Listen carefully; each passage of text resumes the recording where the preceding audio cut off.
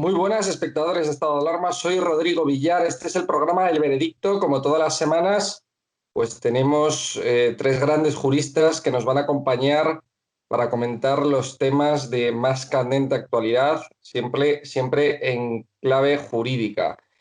Hoy tenemos con nosotros, pues una semana más, a nuestro querido senador del Partido Popular, Fernando de Rosa, que es senador del Partido Popular por Valencia y magistrado de la Audiencia Provincial de Valencia. ¿Qué tal, Fernando? ¿Cómo estás?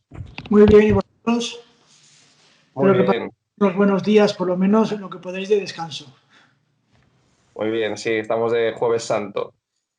Y bueno, tenemos, por supuesto, a nuestro querido abogado penalista, Agustín Martínez. ¿Qué tal, Agustín? Bueno, pues como siempre, siempre intentando ser puntilloso, querido, ya es Viernes Santo. El Jueves Santo fue ayer. Bueno, perdón, Viernes Santo, sí. Que se me vaya. Vamos a intentar centrarnos, que si no, el personal se Sí. nos descuadra, se nos descoloca, se nos descoloca. Feliz día a todos. Muchas gracias. Y tenemos también esta semana a Antonio Alonso Timón, que no lo teníamos desde hacía tiempo ya, desde hacía, yo creo que algún mes. Así que bueno, tenemos. Desde febrero, creo, el 26 de febrero, lo acabo de ver en la última llamada y la última reunión que tuvimos, Febrero. desde el viernes 26 de febrero. Bueno, pues bienvenido, Antonio. Antonio, le recordaréis, pues, de ese último día, del 26 de febrero, que es experto en Derecho Administrativo. Así que, bueno, vamos a comentar con nuestros tres invitados tres grandes temas, tres noticias que han ocurrido durante esta semana. En primer lugar, me gustaría comentar el asunto de las facturas de Monedero, las facturas fake de Monedero, los errores de las facturas de Monedero. Dijo al juez que está claro que la factura la hace el domingo en su casa, que él es profesor de ciencias políticas y está claro que no va a ser profesor de facturas para hacer facturas, etcétera, ¿no? Lo achaca todo a errores. Entonces, bueno, no sé hasta qué punto ha podido, de alguna manera, pues, evadir, ¿no? Algún tipo de impuesto a través de este tipo de facturas o ha cometido algún tipo de delito. Bueno, vamos a comentar este tema. Después, me gustaría comentar también la querella que Vox ha interpuesto contra el ministro Marlaska. Recordemos que Marlaska finalmente ha tenido que reincorporar en el servicio a Pérez de los Cobos como director de la Guardia Civil en Madrid, pero Vox ha presentado una querella en el Supremo contra Marlaska y su cúpula de interior por prevaricación. Es un tema bastante grave, titular del Mundo en esta semana. Así que me gustaría también comentar este tema. Y, por último, comentaremos que Estados Unidos ha denunciado los ataques a la prensa del gobierno español en su informe anual de derechos humanos. La diplomacia norteamericana alerta de la gravedad de la corrupción política y apunta a Podemos y a Monedero. De nuevo con Monedero. Entonces, bueno, esto a mí me parece una vergüenza que hayan tenido que denunciar desde Estados Unidos estos ataques a la prensa, al gobierno. Nosotros, concretamente, hemos sufrido esos ataques no solamente desde el gobierno, sino también desde medios comprados por el gobierno y desde medios afines al gobierno. Es una realidad que intentan censurar los medios libres, ¿no? Así que, sin más preámbulos, empezamos con el tema de las facturas de Monedero. Le voy a dar la palabra, en primer lugar, a Agustín. Agustín, coméntanos. Pues hombre, el querido y nunca suficientemente ponderado señor Monedero o Monedero, que últimamente tiene estos problemas económicos, me sorprende. Me sorprende que un tipo tan listo, tan inteligente y tan sagaz como él pues no sepa hacer una factura.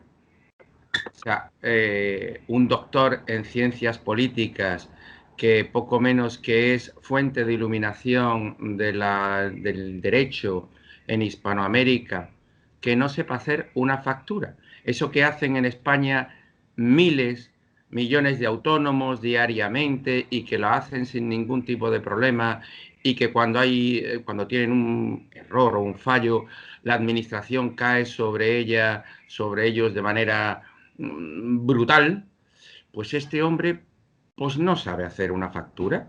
Digamos que en su máximo nivel de inteligencia no está lo de hacer una factura. Pero lo que es peor y me preocupa, y sí que entiendo que pueda ser un atenuante, ¿eh?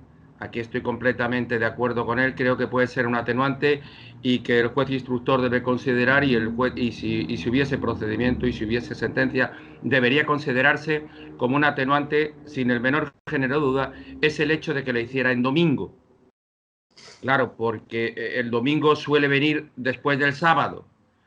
Y claro, si la noche del sábado pues igual ha ido bien, pues hombre, es muy probable que un juez penal tenga en consideración el hecho de que la factura se hizo en domingo. Claro, lo que pasa es que cuando uno se sienta en un juzgado de instrucción, tiene dos opciones. Una, no contestar. Bueno, tiene tres. Otra, mentir. Y otra, decir la verdad.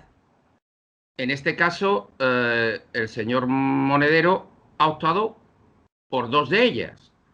Muy probablemente la que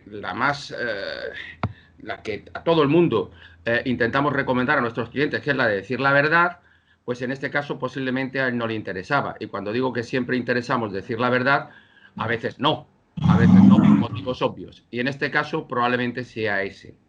Porque claro, es muy difícil explicar que uno se puede equivocar a la hora de elaborar una factura. Pero hombre, cuando elaboras la factura a nombre de una entidad y la cobras tú, pues ya estamos hablando de algo más que un error. Es decir, la factura la realiza Neurona y la cobra él. Bueno, si usted trabaja para Neurona, pues tendrá que ser Neurona quien le pague a usted. Neurona facturará su trabajo a quien haya sido y después usted le factura.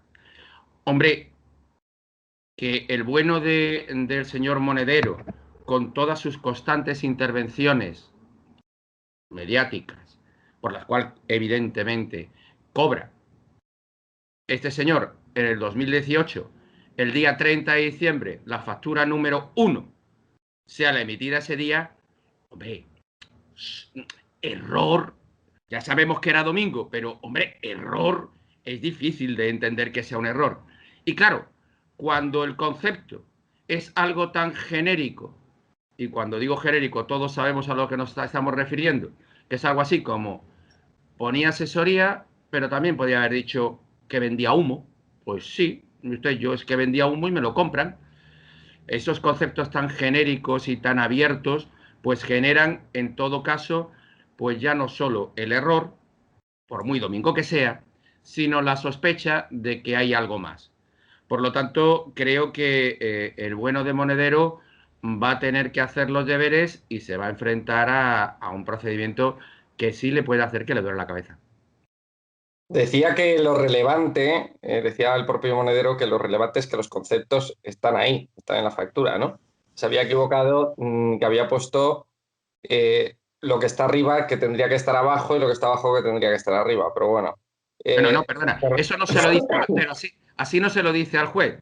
Así lo dice en la prensa, porque todo, claro, cuando tú ves la declaración ante el juez, observas que ahí no es tan chulo. Que ahí no es tan chulo. Que ahí cuando le preguntan qué hora es, dice, bueno, es que hace mal tiempo. No, que le estoy preguntando que qué hora es. Ah, mire usted, es que yo no sé la hora porque no soy meteorólogo. Bueno, pues vale. Tú después él en la prensa se mueve muy bien, pero sentado en un banquillo igual no tan bien, no es tan cómodo. Fernando. Bueno, coincidiendo como siempre o como casi siempre con Agustín, efectivamente en un procedimiento penal... ¿Pero qué delito podría haber cometido en este caso? Hombre, pues estaríamos viendo el delito de falsedad en documento, ¿no? Estaríamos hablando de algún tipo de falsedad, aparte de pues todos aquellos relativos con el ámbito del cobro ilegal y financiación ilegal. Es decir, Y blanqueo de capitales. Blanqueo de capitales, es decir, que estamos de lleno en lo que es delitos de corrupción. Por lo tanto, es que todos estos personajes alrededor de Podemos se creen que la justicia es un plato de televisión, como muy bien decía Agustín. La justicia, cuando tú te sientas ante un juez y ante un fiscal, no es estar en una entrevista o estar en La Tuerca o estar en La Sexta, sino que efectivamente pues te van a preguntar y lo que tú digas, pues luego va a haber una acusación y va a haber un procedimiento penal. Por lo tanto, aquello que ellos consideran que es defendible ante sus programas amigos, como decir que se ha equivocado, que él no es experto, ante un juzgado eso no cabe, porque él, si va a realizar una factura del que va a cobrar, pues tiene que perfectamente realizarlo conforme a ley, por los conceptos legales y atendiendo las circunstancias como cualquier otro ciudadano. Y también puedo añadir que no estaría de más que pues Hacienda también investigara no solamente desde el punto de vista penal, sino también todos estos cobros, si en realidad han sido declarados o no, o de dónde toda esta financiación. Por eso no quería el propio Monedero que se grabara. No sé si habéis visto que instó al juzgado que no se grabara su declaración. Porque, claro, evidentemente esas grabaciones luego constan y luego se pueden ver públicamente lo que ha puesto de manifiesto. No solamente, como comentamos hace unos viernes, que no quiso entrar por la puerta común de todos los ciudadanos, sino que solicitó que no se realizara la grabación. Fijaros qué atrevimiento, ¿no? Por eso creo que él se piensa que estamos ante un plató de televisión o que está con su amigo Cintorra haciendo un programa, pero no, está ante un fiscal y ante un juez. Y creo que eso les va a pesar a todos estos personajes que se creen en absoluta impunidad. Antonio. Bueno, yo creo que el retrato de tanto de Podemos como partido político, como de los dirigentes fundadores de Podemos y actuales mandatarios del partido lo tenemos muy claro. El retrato está clarísimo a día de hoy y estamos viendo cómo el juzgado de instrucción número 42 de Madrid y los informes de la UDEF, de la Unidad de Delincuencia Económica y Fiscal de la Guardia Civil, reflejan perfectamente cuál es el fondo del asunto. A mí me gustaría aquí diferenciar dos cuestiones. Una a la que acaba de hacer referencia Fernando, que son las formas. Este señor llega a un juzgado pensándose que es un ser superior, una casta suprema, pidiendo todo tipo de privilegios como si fuera un ciudadano que está tocado por la varita mágica de lo que se dice. No, a mí usted, no sabe usted quién soy yo. Yo vengo aquí al juzgado y bueno, vengo al juzgado porque quiero yo, vamos, no porque usted me cite, sino que si me diese la gana, yo que soy doctor en políticas y soy no sé qué,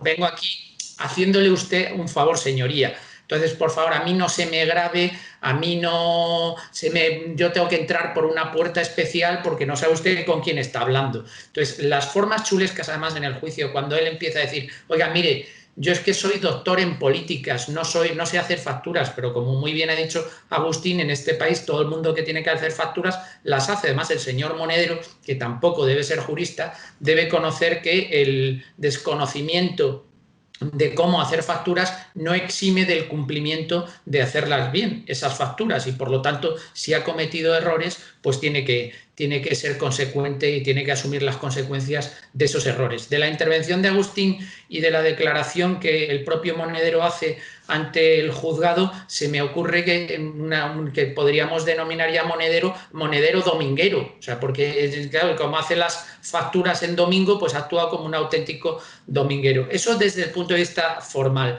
Desde el punto de vista de fondo, ¿qué es lo que subyace aquí?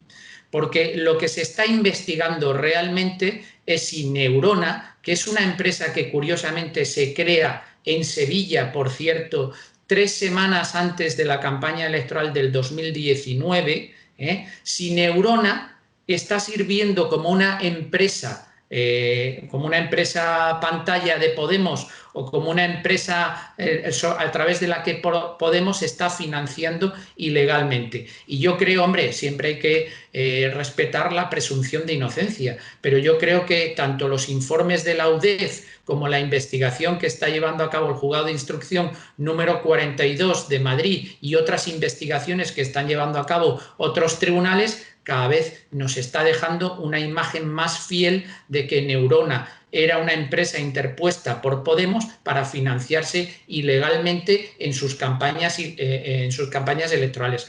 Que por otra parte, eso es para lo que nació Podemos. O sea, la financiación de Podemos siempre ha sido, presuntamente, ha sido una financiación irregular procedente de países extranjeros que comulgan con el ideario de Podemos, porque además los dirigentes de Podemos fueron los asesores de los mandatarios que ahora mismo ejercen el poder en esos países, con lo cual la conexión está bastante clara y la imagen que tenemos, como decía, y con esto termino, tanto del partido político Podemos como de los dirigentes que crearon esa formación política es, yo creo, cada vez más clara, y la sociedad española tiene un retrato muy fiel de para qué nació Podemos y a qué se dedica Podemos y cómo ha engordado el patrimonio personal de los dirigentes de Podemos. No solamente eso, sino que les han pillado con el carrito del helado, ¿no? Porque con Neurona, por ejemplo, les han pillado que estaban intentando cambiar las fechas de esos vídeos que les encargaron supuestamente a Neurona. Estaban cambiando las fechas y fueron miles de euros los que le dieron a Neurona a cambio de hacer una serie de vídeos vamos, que son 100 vídeos de nada, y que los hicieron y ahora estaban cambiando las fechas para que no les pillasen con el tema de la financiación irregular, etcétera. O sea, algo desastroso, ¿no? Un poco chapucero, sí, la verdad. Pero es que cuando uno pretende presumir de ética, hay que acreditarlo después. Claro, son palabras que resultan después vacías, porque está muy bien. Oiga, usted hace un trabajo, usted lo tiene que cobrar. Extraordinario. Claro, el problema es cuando no existe tal trabajo y hay que hacer el trabajo ad hoc para obtener un pago de dinero. Y entonces nos encontramos con eso, con vídeos vacíos de contenido, con asesorías. Pues yo cobro $100 la hora y he estado 300. ¿Haciendo qué? Ah, pues yo qué sé, mire usted. También vamos a entrar en esos detalles. Es que usted es un fascista, está clarísimo. Es que se le ve el pelo de la dehesa. Es una cuestión exactamente de eso. Es creerse por encima de la ley. Es que Podemos y sus satélites desde el primer momento se han creído que ellos, como venían a asaltar el cielo desde la tierra, eran totalmente inmunes y que la justicia no podía en ningún momento perseguirles porque si no la justicia es fascista. Y hemos visto por eso los ataques tan claros que están realizando al Poder Judicial. Es decir, ellos creen que el Poder Judicial es lo que les va a llevar a tener problemas, y por eso desde el primer momento ellos se han dado cuenta que en su objetivo es atacar a los medios de comunicación y al Poder Judicial. Fijaros cómo es una constante desde el nacimiento de Podemos y de todos sus partidos satélite, como por ejemplo en la Comunidad Valenciana Compromís o el BNG o Bildu, es decir, todos esos partidos que creen que están por encima de la ley y de la justicia, y por eso pues todos esos ataques, y ahí, como muy bien decía Antonio y Agustín, pues tendrán que acreditarlo, y ahí está la Fiscalía, a pesar de la Dolores Delgado, de Lola, y está la justicia, los jueces, que a pesar de las presiones, pues ahí actuarán.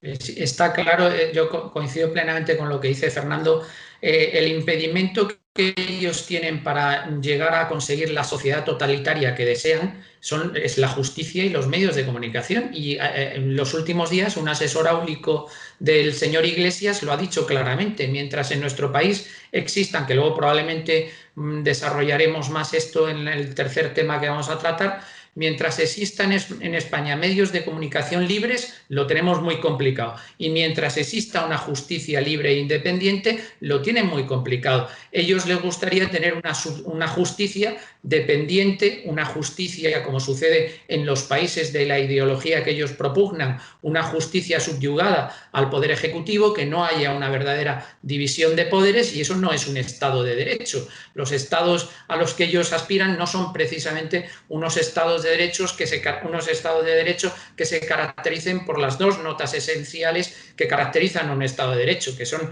el imperio de la ley y la división de poderes. Ellos no creen en la división de poderes y no creen en el imperio de la ley porque se creen por encima de la ley, como sucede con los mandatarios que ejercen el poder en esos países que ellos idolatran. Y por lo tanto, como ellos son una casta especial y solo hay que ver el incremento patrimonial que han tenido estos sujetos desde que han llegado a la política, que debería hacer reflexionar a las personas que votan a este partido político porque propugnan precisamente que van a ayudar a los más desfavorecidos, y justamente todas las políticas que llevan a cabo son en contra de las personas más vulnerables, mientras ellos están enriqueciendo. Por eso hablan de gobierno progresista, porque evidentemente los que progresan son ellos. Es la ruina del país y el progreso de los miembros del gobierno mediante el enriquecimiento personal que han experimentado en los últimos tiempos. Pero como decía antes Fernando, está clarísimo, ellos tienen dos objetivos muy concretos que saben que son los que les impiden llegar al estado totalitario al que aspiran, que son el Poder Judicial y los medios de comunicación. Sí, pero yo ahí sí querría hacer también una puntualización porque creo que es de justicia. Es en este momento en el que el Poder Judicial tiene que ser más escrupuloso a la hora del análisis de los asuntos. Es decir, y a la prueba nos remitimos en que muchas de las querellas o de las denuncias, a veces interpuestas contra Podemos o contra miembros de Podemos, a veces quedan en nada y otras no. Y cuando son condenatorias ponderadamente y en aplicación de la ley. ¿Qué quiero decir con esto? Que no basta porque nos resulte especialmente ridículo o patético las justificaciones del señor Monedero para condenarle. Me parece muy bien la aseveración que habéis hecho, la introducción que habéis hecho de un elemento que es fundamental, que ellos no respetan nunca, pero que hay que respetar, que es la presunción de inocencia. Oiga, muy bien, usted está dentro de un procedimiento legal, con los requisitos legales, usted es inocente hasta que no haya una sentencia firme, pero no se cachondee usted de la justicia. Es decir, no le vamos a permitir que se cachondee usted, perdónenme por la expresión a lo mejor demasiado popular, que se ría usted de la administración de justicia. El imperio de la ley democrática tiene que seguir manteniéndose y no va a ser sustituido por el soviet que en un momento determinado ellos imaginariamente pudieran plantear.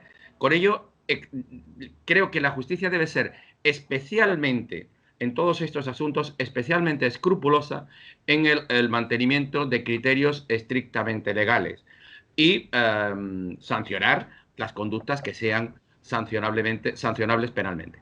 Pero eso, Agustín, yo confío plenamente. Es decir, que yo creo que la justicia en España ha demostrado y está demostrando su total, absoluta independencia. Es decir, ha archivado cuestiones que afectaban al Partido Socialista, al Partido Popular, que afectaban a Podemos, y ha llevado adelante y ha seguido con el juicio oral y con condenas a asuntos que afectaban al Partido Socialista, a Podemos, al Partido Popular. Es decir, yo creo que el gran principio democrático de que la justicia española es absolutamente independiente es ese respeto que tiene con el principio de la legalidad y la presunción de inocencia. Nosotros únicamente aquí estamos, y lo que hemos hecho es describiendo una conducta del señor Monedero, que luego ya determinarán la Fiscalía y los juzgados si es delictiva o no. Pero sí que la prepotencia, la soberbia, esa actuación acudiendo al juzgado, como muy bien decía Antonio, perdonando la vida al juez y al fiscal, eso es una cuestión objetiva, independientemente del hecho en sí, que se juzgará, se determinará, y si hay pruebas se le condenará y si no, se le absolverá. Eso no estamos entrando. Lo que sí que creo que están ellos atacando al Poder Judicial, y eso es un dato objetivo. ¿Por qué? Pues ellos sabrán. No hay ningún otro partido que esté realizando, a pesar de las causas que pueda tener o que haya tenido el Partido Socialista, el Partido Popular, ese ataque frontal y de inicio a la independencia del Poder Judicial. Y eso lo está realizando Podemos, y eso es perfectamente descriptible y objetivo. Yo estoy de acuerdo con Agustín en que evidentemente la justicia tiene que actuar de manera objetiva, tiene que actuar de manera diligente, tiene que respetar el principio de presunción de inocencia, pero también estoy de acuerdo con Fernando. Yo tengo una fe absoluta en la justicia en España y creo que la justicia en España tiene menor grado de politización de lo que a veces se dice, porque si no, no hubiese sido posible que durante los gobiernos de Partido Socialista como Felipe González la justicia hubiese procesado a altos cargos de la administración pública o en gobiernos del Partido Popular la justicia hubiese encausado y mandado a la cárcel a destacados miembros del partido en el poder. O sea que yo creo que la justicia en España funciona razonablemente bien. Es verdad que los partidos políticos, evidentemente, que siempre intentan influir en la medida de lo posible en las resoluciones judiciales, pero creo que los jueces son más independientes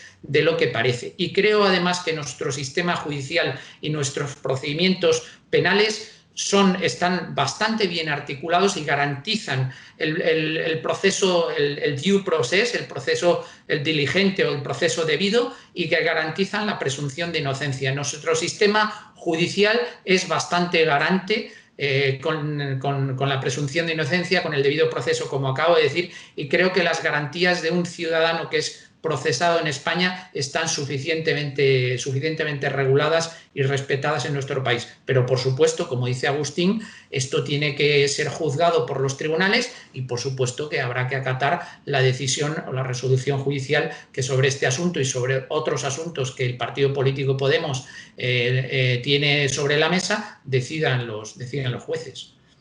Vamos a pasar ya al siguiente bloque porque tiene también bastante enjundia, que es la querella que ha interpuesto Vox ante el Tribunal Supremo contra el ministro del Interior, Fernando Grande Marlaska, el secretario de Estado de Seguridad, Rafael Pérez, y la directora de la Guardia Civil, María Gámez, por obstrucción a la justicia, represalias y prevaricación, recogido en los artículos 464 y 404 del Código Penal, por la destitución del coronel de la Guardia Civil, Diego Pérez de los Cobos, y la dimisión del DAO general Laurentino Ceña. Fue algo que ocurrió el año pasado, algo la verdad es que lamentable. Hubo muchísimas protestas en la calle, sobre todo a las puertas del cuartel de la Guardia Civil en Tres Cantos, y bueno, la gente se quedó pasmada, ¿no? Con esa destitución del coronel Diego Pérez de los Cobos y por la dimisión de Laurentino Ceña, porque no estaba de acuerdo con cómo se estaban tomando, ¿no?, las decisiones dentro del Ministerio del Interior. La verdad es que dicen que Marlaska lo destituyó a Pérez de los Cobos porque no compartía pues, el mismo modus operandi, ¿no?, que el ministro. Entonces, ahora mismo Vox pues, ha presentado una querella ante el Tribunal Supremo. Ha sido el único partido, ¿no?, que lo ha hecho. Fernando, tú que eres del Partido Popular, ¿a ti qué te parece? ¿Lo apoyas esta querella de Vox? Bueno, yo creo que, en primer lugar, la conducta de Fernando Grande Marlaska a mí me entristece mucho. Yo soy compañero de él, he tenido mucha amistad con él. Yo creo que es una persona, yo lo he admirado cuando trabajaba en la Audiencia Nacional, sinceramente os lo digo y lo digo públicamente.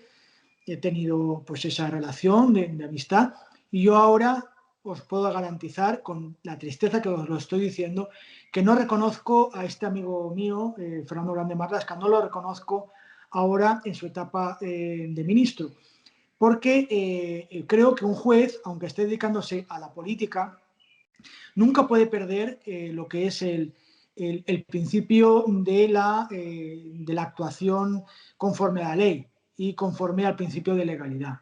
Y creo que en este caso Fernando Grande Marlaska ha desconocido no solamente criterios jurisprudenciales y de la justicia en su actuación, sino que ha realizado actuaciones absolutamente, creo, que por lo menos deben ser objeto de investigación en el ámbito penal. Yo creo ¿Por qué crees que...? Fernando, ¿por qué? Sí. Y creo que, bueno, tiene que pueda, por lo menos, ser un objeto de investigación, porque también eso de Antonio y Agustín. La sentencia que hemos visto ahora define muy claramente lo que son las conductas que reflejó, que hay que distinguir la discrecionalidad de la arbitrariedad. Es verdad que Pedro Escobo es un cargo discrecional, pero el Tribunal Supremo, como muy bien, bueno, mis compañeros saben, el Tribunal Supremo ha dicho en muchas ocasiones que un acto discrecional, incluso el cese, ha de estar fundamentado, nunca puede ser arbitrario, nunca puedo decir yo te nombro porque me da la gana y te ceso porque me da la gana, porque eso va en contra de los criterios y eso él lo sabe.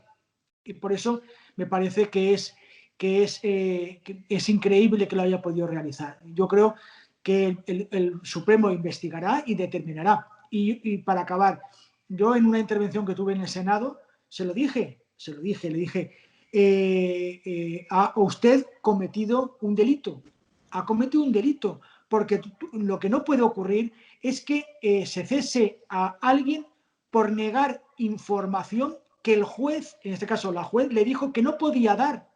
Es decir, por cumplir la ley, Fernando. En la ley de enjuiciamiento criminal es que el juez, en ese caso, él actuaba como policía judicial a las órdenes de la juez. Por lo tanto, no era un acto, no estaba ocupando un cargo político, sino como policía judicial. Y eso lo dice la Constitución y lo dice la ley de enjuiciamiento criminal. Por tanto, toda orden era ilegal. Y eso es lo que tendrá que dilucidar. Yo me preguntas por la querella. Yo creo que la querella pues lo dilucidará en ese caso el Supremo y, oye, también, como muy bien siempre dice Agustín, la presunción de inocencia está ahí, pero realmente él debía ser consciente que eso no lo podía hacer. Desde un punto de vista, ya no digo jurídico, que ya veremos, sino ni político ni moralmente. Fernando, ¿a qué crees que se debe este cambio de Marlaska? Porque, como tú bien has dicho, pues ha habido un cambio cuando se ha pasado a la política. Antes, la verdad es que era muy querido en España porque, pues, por su labor judicial, por la labor judicial que hizo en el pasado, pero es que ahora mismo es de las personas más odiadas que hay en el gobierno, ¿eh? Es que, a ver, y permitirme la expresión, es como si hubiera entrado una secta. De verdad te lo digo, es cuando muchas veces decimos... El efecto Sánchez, el efecto Sánchez. El efecto Sánchez, te lo digo sinceramente, yo tenía, te lo digo porque tenía, ahora ya no tengo esa relación. Yo he estado cenando, comiendo, a mi casa, yo he estado también, es decir, que tenía muy buena relación. Y sé que era una persona que con unos principios, bueno, de justicia, es decir, siempre... Y ahora me sorprende, es como si una persona está... perdonadme a lo mejor que sea excesivamente coloquial, está abducida en un ambiente soberbia, ¿no? Es decir, si no haces lo que yo digo, pues te ceso, ¿no? Y eso yo creo que le va a pasar factura personalmente y políticamente. Agustín. Y lo digo con sentimiento, os lo digo de verdad.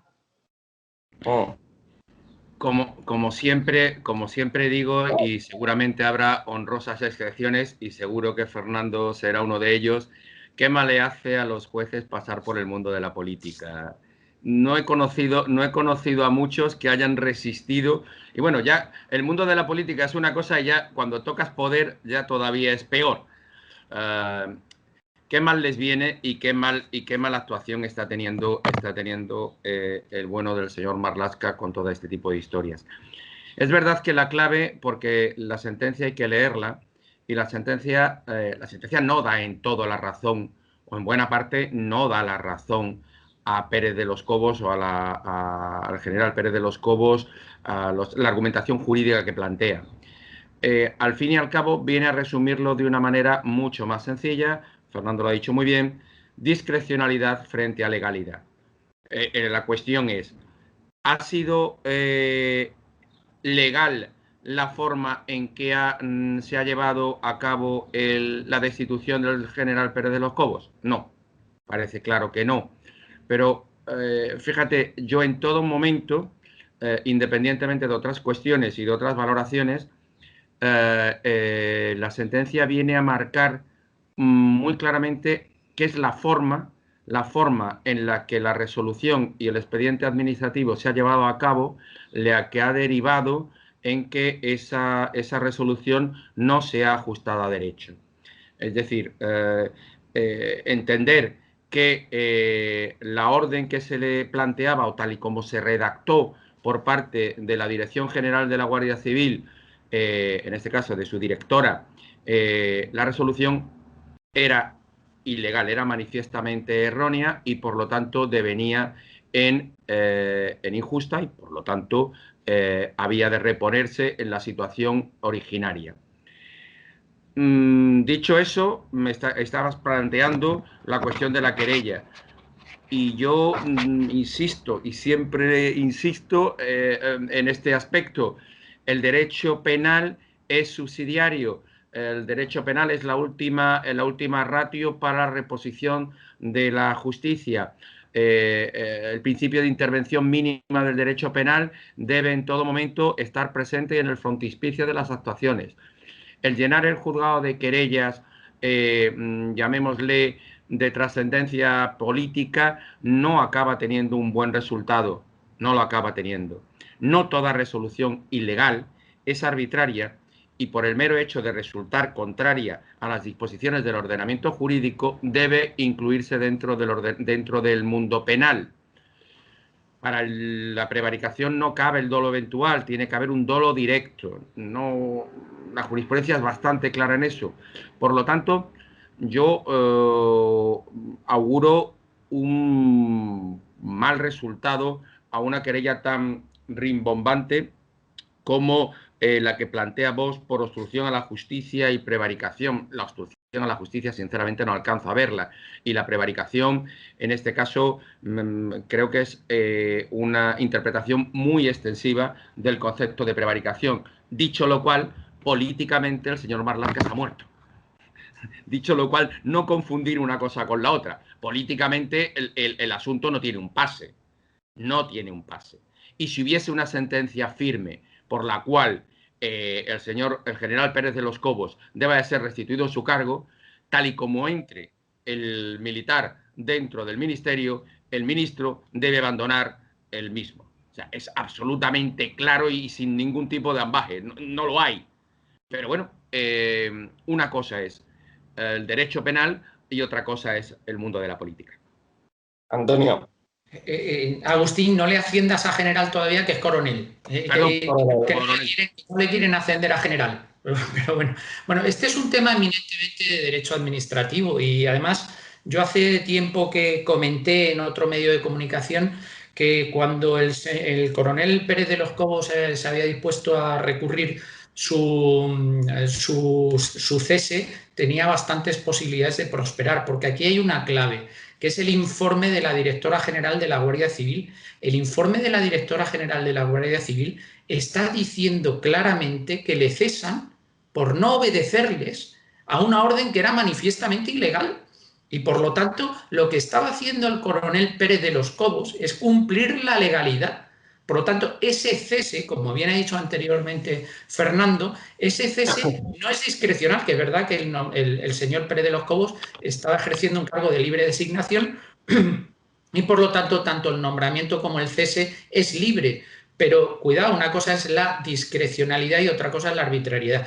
Y dentro de la discrecionalidad, además, el Tribunal Supremo cada vez está acotando más los elementos reglados que deben componer el control de una actuación discrecional por parte de la administración pública. Pero lo que se había producido aquí era una clara arbitrariedad, un capricho de que se le había dado una orden manifiestamente ilegal a este señor que no la cumplió y por lo tanto se adecuó a la legalidad y por eso se le cesó. Pero la clave de todo esto es el informe de la directora general de la Guardia Civil, que lo está dejando clarísimo. Está diciendo, no, le ceso a usted porque a mí me da la gana, porque no me ha hecho caso a una orden que además era ilegal. Esto tiene una consecuencia, que también lo acaba de apuntar Agustín. Hay una responsabilidad política del ministro, porque evidentemente yo creo que con una sentencia de estas características el ministro debería dimitir. Sobre todo si aplicamos los estándares de calidad democrática y de responsabilidad política que el propio presidente del gobierno en su momento estableció con otras sentencias que ni de lejos se parecían a esta y que afectaban al anterior presidente del gobierno, con lo cual se montó una moción de censura. Yo creo que si este ministro del Interior no dimite por esta sentencia, quien tendría que dimitir es el presidente del gobierno, que le mantiene en su cargo en contra de los estándares que él mismo exigió en su momento para acceder a la presidencia del gobierno. Y por último, el componente personal al que aludía anteriormente Fernando. Yo también conozco a gente que ha sido muy amiga de Fernando Grande Marlaska, compañeros de carrera que han estado en destinos con él, y me dicen exactamente lo mismo que acaba de comentar Fernando, que no conocen a este ministro del Interior, que no conocen a Fernando Grande Marlaska, que ha cambiado. Y por lo tanto yo creo que efectivamente, como dice Fernando, yo creo que está dentro de un Consejo de Ministros que está siendo tóxico para él y que se está contaminando de algunas de las actitudes que dentro de ese Consejo de Ministros se llevan a cabo. Yo también muestro mi tristeza porque una persona que tenía una cierta reputación dentro de la profesión, que además es juez de carrera, creo que a nivel personal y a nivel profesional va a quedar muy seriamente afectado, y no sé cómo va a ser su vuelta a la carrera judicial si es que se produce, pero desde luego va a dejar muescas en el revólver. Él va a tener muy difícil vuelta muy difícil vuelta. ¿Por qué? Porque la gente en la carrera judicial, en los mentideros judiciales, está todo el mundo escandalizado con las actuaciones de Fernando Grande Marlaska. Y como decía antes Agustín, el paso de los jueces por la justicia, bueno, pues yo también quiero contraponer la figura de Margarita Robles, con la que yo también tengo muy buena relación, tengo muy buena amistad, y ella no está contaminada. Ella, sus ideas socialistas siempre las ha tenido. Pero fijaros cómo ella, en su cartera complicada, como es también del Ministerio de Defensa, no ha realizado ninguna actuación que pueda determinarse dentro de esa principio contra la legalidad. Y es una magistrada del Supremo que está realizando una actuación, desde mi punto de vista, buena dentro de un gobierno malo, ¿no? Y por eso te digo que eso ya lo iban las personas, y creo que Fernando Grande Marlaska es una cuestión ya personal de ablución, y que es lo que a mí más me sorprende, ¿no? Y en ese sentido es lo que hay que decir. Y sobre todo, como muy bien decía también antes Antonio, en la orden de el decreto de la propia directora general de la Guardia Civil es lo que determina ese principio de posible prevaricación, ¿no? Es decir, se le dictó una resolución a sabiendas que podía ser manifiestamente injusta. Bueno, vamos a ver lo que dice el Supremo. El Supremo, yo siempre respetaré lo que diga, evidentemente, pero políticamente sí que es una persona que está, creo que, amortizada.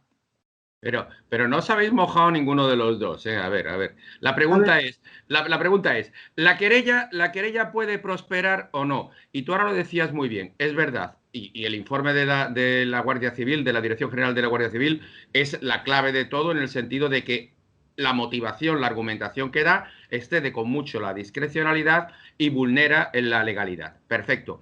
Pero ¿podríamos incardinarlo dentro de la prevaricación? ¿Observáis que hay una actitud clara de dictar una sentencia, una resolución injusta a sabiendas, o se ha dictado una resolución con las formas incorrectas y se podría haber hecho de otra manera y fundamentado de otra manera y cesar al coronel Pérez de los Cobos?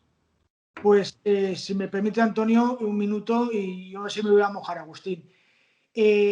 Sabes que la jurisprudencia del Tribunal Supremo en materia de prevaricación es muy estricta, muy estricta, y que evidentemente hay posibilidades ciertas de que no prospere. Pero bueno, vamos a ver, porque la resolución, el decreto de la directora general de la Guardia Civil, ahí es la clave de cómo se interprete. Y fijaros que cuando estuvo él, al menos en el Senado, y le hicimos una pregunta en el mes de enero o febrero, es decir, antes, él dijo expresamente que yo lo que me extrañó, él dijo que la noche anterior él tuvo conocimiento de que el juzgado tenía un informe sobre el 8M, y que a través de la directora general le pidió ese informe al coronel Pedro de los Cobos. Y el coronel Pedro de los Cobos dijo que no lo podía entregar. Que él dijo expresamente, y me remito a su intervención en el Senado, que le volvió a insistir. Y el coronel le dijo que no podía porque estaba cumpliendo la orden de la juez. Y que aún así dijo que a través de la directora general de la Guardia Civil se lo dijo por escrito y al no darle contestación le cesó. Eso es una incardinación de actos, que es lo que tendrá que determinar en su momento y de establecer si efectivamente es los pasos de una prevaricación o no.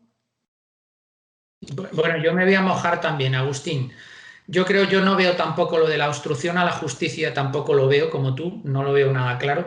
Pero el tema de la prevaricación, yo creo que puede, si se articula bien la demanda, hay visos para que pueda prosperar, como decía Fernando. Sobre todo, yo creo que la clave está quién firma esa resolución del cese, que es la directora general de la Guardia Civil. La directora general de la Guardia Civil, con esa resolución que firma, lo tiene bastante complicado. No sé si el ministro ya por extensión, pero la resolución de la directora general de la Guardia Civil, desde luego, no tiene un pase. Y raya, desde mi punto de vista, la prevaricación la bordea por dentro y no por fuera.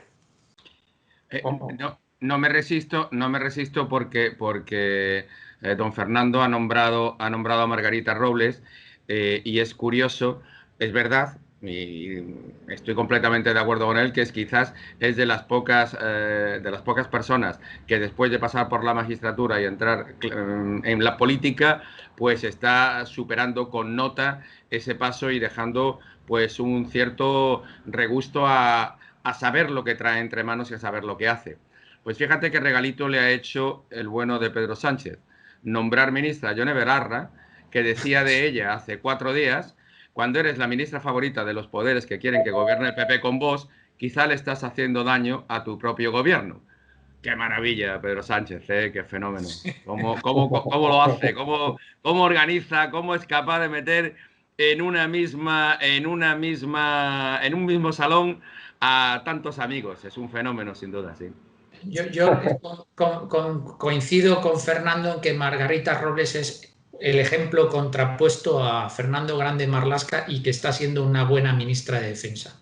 O sea, que no coincides con Yone Belarra, ¿no? Vaya sorpresa. Comparar a Margarita Robles con Yone Belarra, pues es, no sé cómo decirte, es una comparación. A Messi conmigo jugando al fútbol. Sí, más o menos. Es más o menos la misma comparación. Sí. Bueno, pasamos al último bloque. Estados Unidos denuncia los ataques a la prensa del gobierno español en su informe anual de derechos humanos.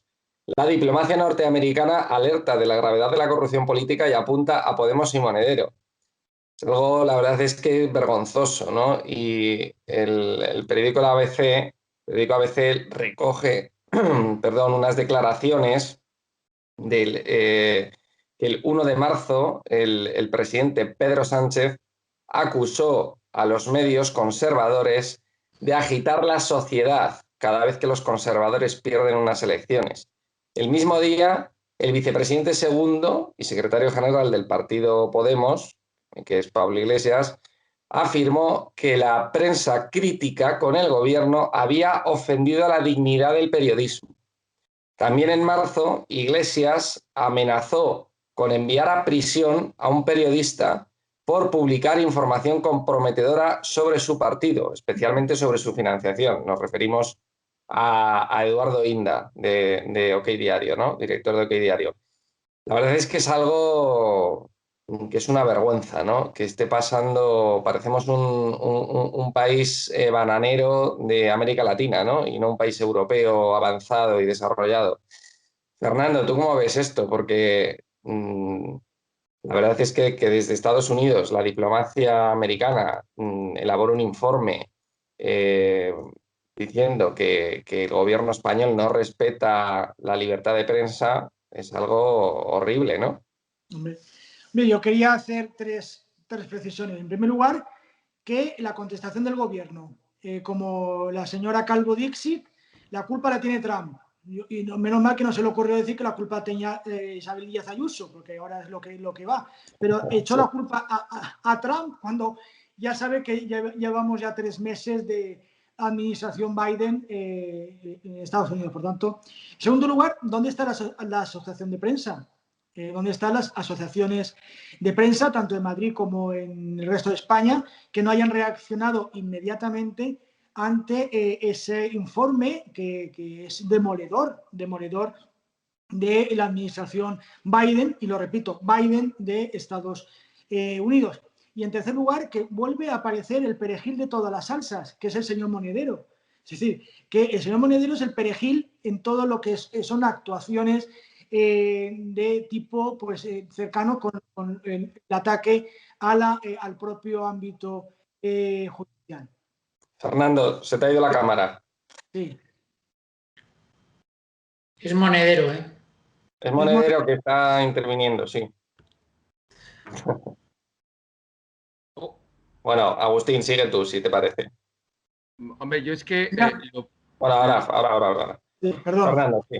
Nada. No, era decir eso, que la reacción del gobierno, Dixit, Calvo, Trump. La reacción de la prensa, no hay reacción. Y la reacción de Monedero, pues otra vez en el ojo del huracán de los ataques contra los principios del Estado, Poder Judicial, prensa libre, lo que estábamos diciendo antes.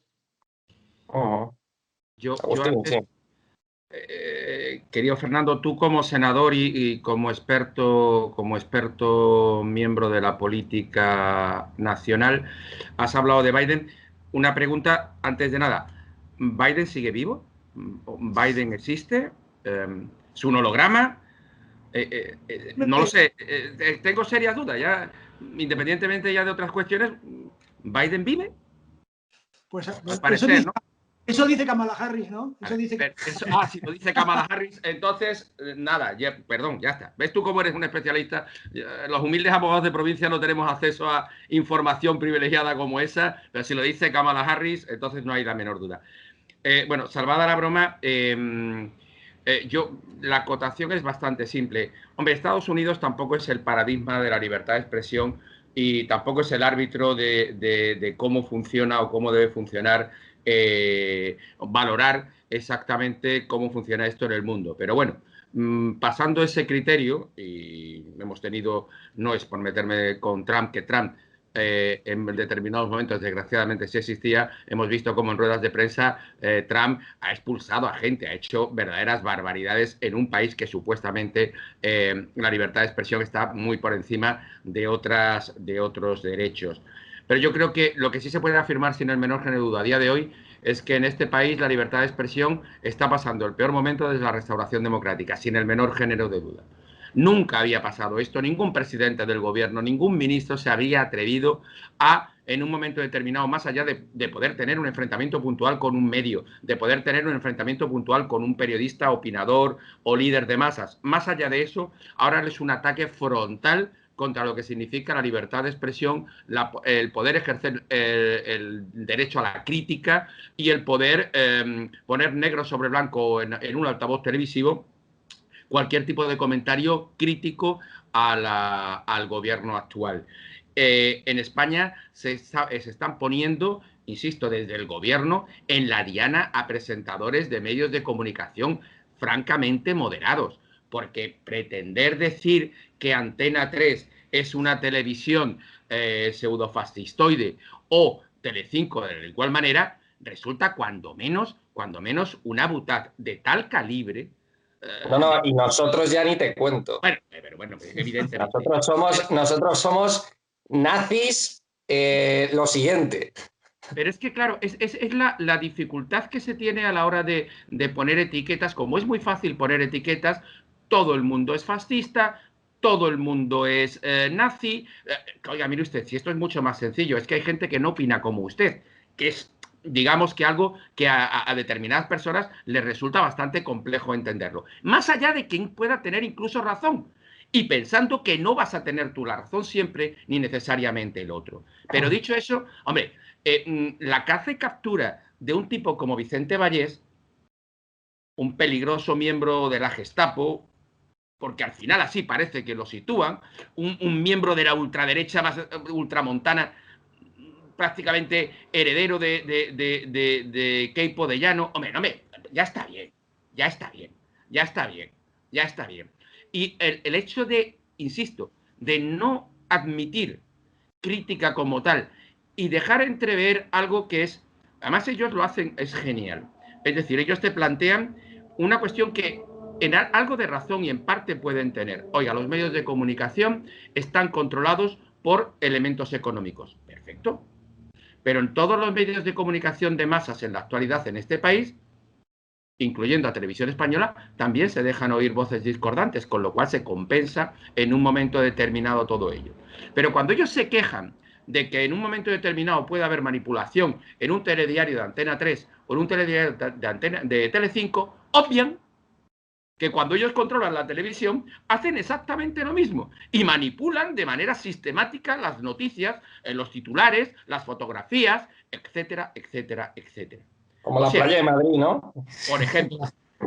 Por ejemplo, con lo cual ellos lo que te vienen a decir es que no es que le moleste la libertad, es que les molesta la libertad de los demás. Ellos quieren seguir teniendo libertad y mi libertad de expresión hace que yo pueda decir lo que considere, pero tú no, porque tú opinas de manera diferente. O sea, ese es el gran conflicto que existe en la actualidad. Y más allá de que lo digan los Estados Unidos o que lo diga el propio Papa de Roma, en España hay un problema de libertad de expresión. Y en España hay un problema que se está generando políticamente a la hora de la admisión de la crítica del contrario. Antonio. Sí. Es que te nos habías quedado congelado, Agustín. Vaya. Antonio, ¿querías aportar algo? Sí, yo por aportar algo nuevo coincido plenamente con las intervenciones de Fernando y de Agustín. Yo creo que ya lo hemos comentado cuando hablábamos del primer tema que habíamos analizado, que hemos estado analizando hoy, que este gobierno se ha caracterizado por un ataque al Poder Judicial y a los medios de comunicación. Pasa que esto es más serio de lo que parece, porque cuando los Estados Unidos, por una parte, ponen el foco en este tema importante, para Estados Unidos es un tema muy importante, la libertad de los medios de comunicación, y cuando ellos ponen el foco en esto es que algo se está moviendo. Pero no solo me preocupa que Estados Unidos ya nos tenga en el radar con este tema, sino que las propias instituciones europeas también nos tengan en el radar por otros temas. Por ejemplo, las instituciones europeas meses atrás ya han llamado la atención sobre el intento de injerencia sobre el Poder Judicial con la reforma que se intentaba hacer de la elección de los miembros del Consejo General del Poder Judicial. Por lo tanto, ahí tenemos una imagen bastante fiel de lo que caracteriza a este gobierno y veníamos comentando anteriormente. No creer en la división de poderes, intentar colonizar todas las instituciones del Estado, el poder ejecutivo, por supuesto que lo tiene, el poder legislativo. El poder legislativo en este estado de alarma tan prolongado que estamos viviendo, desde mi punto de vista de dudosa constitucionalidad, como tengo puesto por escrito, para mí un estado de alarma de 6 meses es de dudosa constitucionalidad, no tiene encaje constitucional y los motivos por los cuales opino así ya lo tengo puesto por escrito. Eso lo que ha hecho ha sido disminuir al Poder Legislativo. Esa injerencia constante en el Poder Judicial lo que intenta es reducir al Poder Judicial a la nada, colonizar la Fiscalía General del Estado para que los fiscales tengan una relevancia, un papel fundamental en determinados asuntos de sensibilidad política para el gobierno, colonizar la abogacía del Estado, como se ha hecho para que determinados informes de la abogacía del Estado tengan un determinado sesgo político que le favorece al Poder Ejecutivo. Es decir, este gobierno está haciendo que la imagen internacional de España se resienta enormemente. Que no tengamos un papel fundamental como debería tener España en el orden internacional y que se nos esté viendo desde el exterior como pues prácticamente como un Estado fallido. Yo creo que todavía hay posibilidad de reconducir esta situación.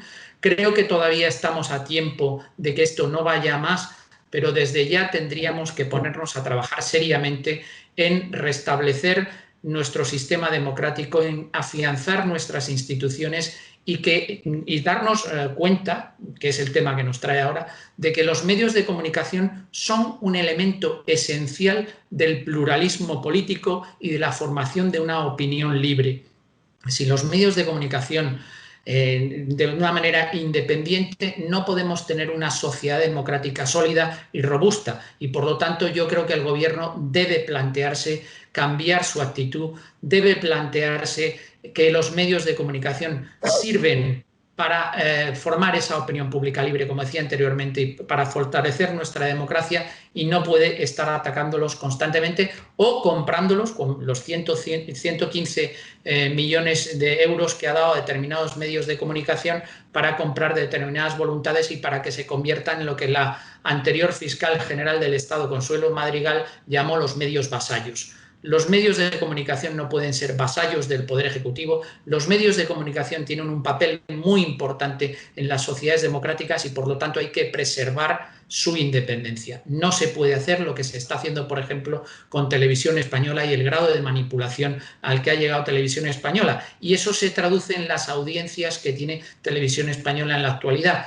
Tiene la menor audiencia en sus telediarios, por ejemplo, de los últimos 20 o 25 años, o incluso me atrevería a decir desde el advenimiento de la democracia. Porque la gente al final no es tonta y la gente al final forma su opinión donde cree que los medios de comunicación son más libres, y por lo tanto a mí me da mucha pena lo que está sucediendo con Televisión Española, que tiene unos magníficos profesionales y que algunos de esos profesionales ya han levantado la voz diciendo que no se puede seguir por ese camino. Creo que hay que dotar de independencia de los medios de comunicación y que este primer aviso que nos da Estados Unidos es muy serio para que nos tomemos esta cuestión más en serio de lo que parece. En el fondo, si alguien quiere saber lo que es la libertad de expresión y lo que es el legítimo ejercicio del periodismo, lo único que tienen que hacer es darse una vueltecita por La Última Hora de Dina Busenheim y observarán con lo que es la transparencia, lo que es la libertad de opinión, lo que es la confrontación de ideas. Esa es la libertad de expresión que quieren algunos señores como el bueno de Echenique, el bueno de Pablo Iglesias y el bueno de Monedero. El programa de Cintorra en Televisión Española, el programa de Cintorra en Televisión Española es la paradigma. En Madrid ya ha llegado a la conclusión de que hay playa, ¿no? Se ha llegado a esa... Aquí sí hay playa, sí. Cintorra es un monstruo también, sí. Pero es que Agustín, en La Última Hora no es un medio de comunicación, es un panfleto. No, perdona. Representa lo que ellos quieren como medio de comunicación. Claro, ellos querrían. Eso te estoy diciendo. Claro. Ese es el paradigma de la comunicación a través de lo que es un medio libre, un medio. Tú lo llamas panfleto porque tú eres un reaccionario, pero es realmente esa es la forma. La forma, entiendo que todo el mundo va a comprender la ironía, es la forma en la que estos señores entienden que es la libertad de expresión y cómo debe funcionar un medio de comunicación. Y lo peligroso es que se utilizan esos medios de comunicación no para atacar a políticos, sino para atacar a particulares, que eso también es lo peligroso, para señalar a gente particular, a empresarios, a otros periodistas, etcétera. Y eso es muy, muy peligroso. Poniéndolos en la diana. Uy, tiene un nombre. Eso lo viví yo, que a mí me pusieron en la diana en el plural, por ejemplo. Yo soy un simple periodista. O sea, no soy político ni nada. Imagínate. Bueno, cada vez menos simple, ¿eh? Cada vez más complejo. Cada vez te vas echando más enemigos, lo cual quiere decir que algo estás haciendo bien. Sí. Bueno, pues muchas gracias, Agustín, Antonio, Fernando, muchas gracias y buen fin de semana. Igualmente, buen fin de semana para todos y buen Viernes Santo. Que terminéis la Semana Santa vosotros y todo el mundo que nos ve de una manera bonita, teniendo en consideración que lo que no existen en Sevilla esta semana son los pasos. La Semana Santa ha seguido existiendo, pero los pasos desgraciadamente no. Y esperemos que para el 2022 todo vuelva ahora sí a la normalidad. Y aunque no sea nueva la normalidad, yo me conformo con que sea normalidad. No, la normalidad de toda la vida, la nueva no. La nueva no, la de toda la vida. Eso. La de toda la vida. Bueno, pues muchas gracias a los tres. Muchas gracias. Y muchísimas gracias a todos los espectadores de Estado de Alarma. Este ha sido el programa El Veredicto. Hemos hablado de las facturas de Monedero, de esos errores en las facturas de Monedero. Hemos hablado también de Estados Unidos, que ha elaborado un informe pues diciendo que el gobierno español ataca a la prensa, a la libertad de prensa, y hemos hablado de esa querella de Vox contra el ministro Fernando Marlaska. Así que muchísimas gracias por habernos visto, un saludo a todos y viva España. Muy buenas a todos, esto es Estado de Alarma. Hoy estrenamos este programa por YouTube de media hora de duración. Estaremos de lunes a jueves a partir de las 8:30 de la tarde. Y este programa nace porque, al igual que tú estás cabreado con ese gobierno central que podría haber hecho mucho más contra el coronavirus, que ya se ha llevado cerca de 3.500 personas por delante, ese gobierno que nos mintió, que nos dijo que solo iba a haber un contagio y que podría haber actuado antes, viendo la que estaba cayendo con la pandemia tanto en China como en Italia, pues hemos decidido montar esta plataforma de libre expresión ante los intentos del gobierno central de usar ahora los minutos de televisión pública que acaparan para lanzarnos desinformación y propaganda. Por eso desde aquí vamos a desmontar sus mentiras, vamos a daros la verdad y vamos a apoyar a los profesionales sanitarios, a la fuerza y cuerpo de seguridad del Estado y a esa población civil que vive confinada, que vive aislada y harta de ver al vicepresidente del gobierno saltándose la cuarentena hasta en 3 ocasiones.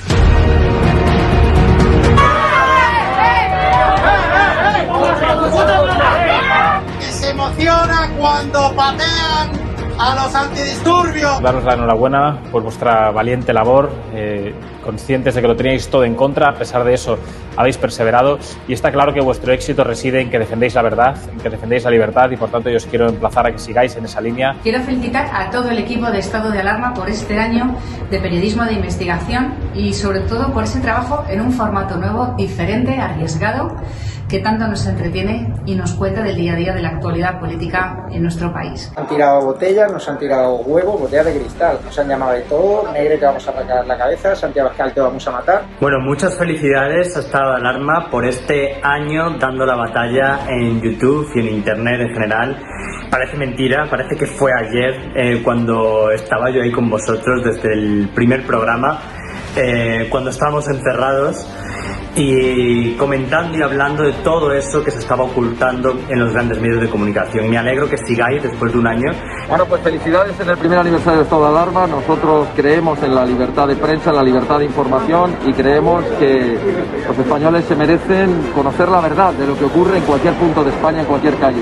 Gracias a cualquier español como vosotros que decide salir a la calle a contar lo que está pasando, porque otros que viven de nuestros impuestos se dedican precisamente a lo contrario.